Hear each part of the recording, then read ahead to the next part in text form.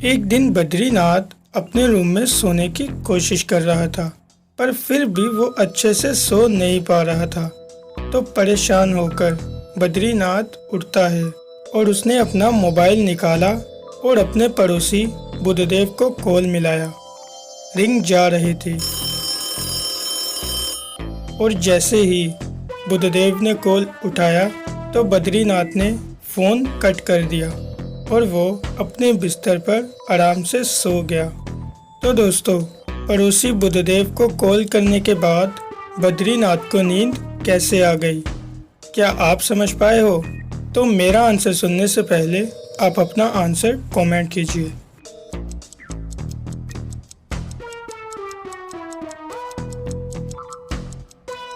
तो चलिए दोस्तों, इसका सही जवाब देखते हैं। बद्रीनाथ का पड़ोसी बुद्धदेव ज़ोर ज़ोर से खर्राटे ले रहा था, जिसकी वजह से बद्रीनाथ परेशान हो रहा था और सो नहीं पा रहा था। तो बद्रीनाथ ने अपने पड़ोसी बुद्धदेव को कॉल मिलाया और वो उड़ गया, जिसकी वजह से खर्राटे बंद हो गए और बद्रीनाथ सो गया।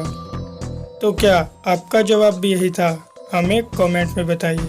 तो चलिए एक और पहेली देखते हैं। एक दिन बुद्धदेव के घर में पार्टी थी, पर वो भूल गया और सो गया। तभी किसी ने उसके रूम के दरवाजे को नॉक किया और वो उड़ गया और समझ गया कि उसके दोस्त गेट के बाहर आ गए हैं। पार्टी की सारी तैयारी थी और सारा सामान एकदम रेडी था। बुद्धदेव के पास यहाँ पर सॉफ्ट ड्रिंक, फास्ट फूड और चिप्स भी रखे हुए थे।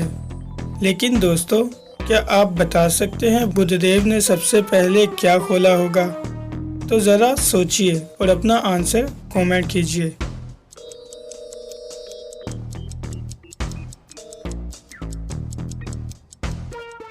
तो चलिए दोस्तों, इसका जवाब देखते हैं। बुद्धदेव ने सबसे पहले दरवाज़ा खोला होगा और अपने दोस्तों को पार्टी के लिए अंदर बुलाया होगा। तो आपने क्या सोचा था? हमें कमेंट में बताइए। तो चलिए एक और पहेली देखते हैं। एक दिन बद्रीनाथ इंश्योरेंस एजेंट को फ़ोन करता है और कहता है, मेरी कार का एक्सीडेंट हो गया है, तुम जल्दी से आ जाओ। तभी थोड़ी देर में इंश्योरेंस एजेंट उस जगह पर पहुंच जाता है और कहता है, तो बताओ तुम्हारी कार का एक्सीडेंट कैसे हुआ? बद्रीनाथ कहता है, मैं किसी काम के लिए बाहर निकला था।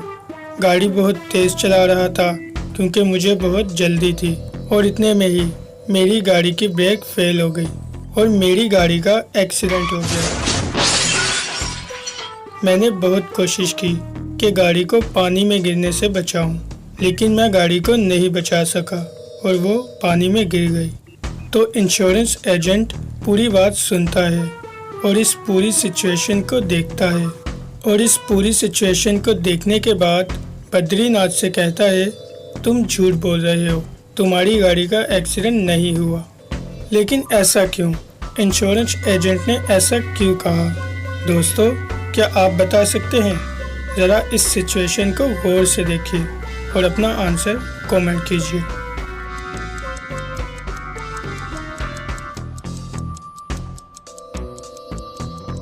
चलिए दोस्तों, इसका सही जवाब देखते हैं।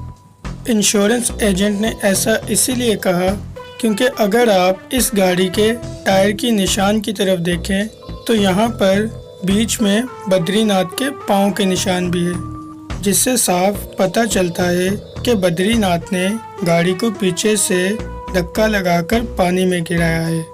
ये सिचुएशन इंश्योरेंस एजेंट देखकर समझ जाता है।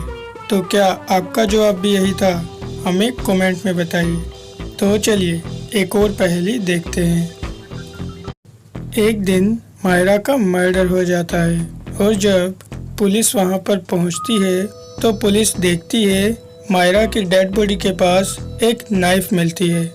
तो इससे पुलिस को पता चल जाता है कि मायरा का मर्डर इसी नाइफ से हुआ है।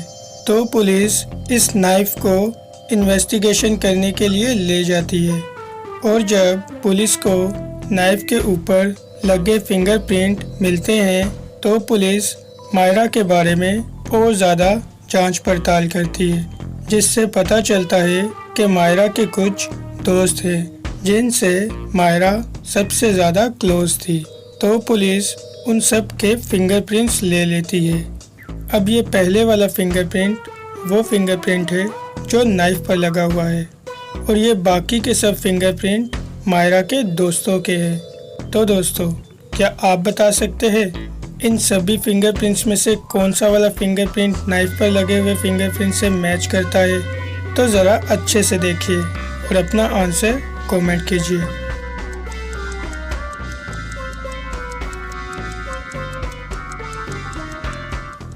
तो चलिए दोस्तों, इसका सही जवाब देख लेते हैं। अगर आप नाइफ पर लगे हुए फिंगरप्रिंट को गौर से देखें और इस मायरा के फिंगरप्रिंट को गौर से देखें तो ये एक ही फिंगरप्रिंट है। तो इसका मतलब मायरा ने खुद को खुद ही मारा है। इसका मतलब ये सुसाइड है। तो क्या आप ये समझ पाए थे? हमें कमेंट में बताइए। तो चलिए एक और पहेली देखते हैं। एक दिन बुद्धदेव और बद्रीनाथ इन दोनों के बीच शर्त लगती है और बद्रीनाथ कहता है मैं तुम्हें कोयलों के ऊपर चलकर दिखा सकता हूँ और बुद्धदेव कहता है मैं तुम्हें कांच के ऊपर चलकर दिखा सकता हूँ। तो ये दोनों ही अपने पाँव पानी में भिगोते हैं और शर्त पूरी करने के लिए निकल जाते हैं। दोस्तों, क्या आप इन दोनों को देखकर बता सकते हैं इन दोनों में से कौन मूर्ख है? तो ज़रा अच्छे से देखिए और अपना आंसर कमेंट कीजिए।